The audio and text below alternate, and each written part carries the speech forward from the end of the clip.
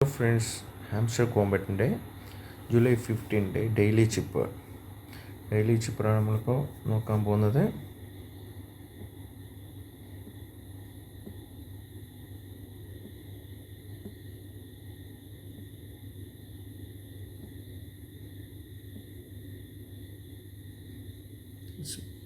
ഫസ്റ്റിൽ എം ആണ് വേണ്ടത്.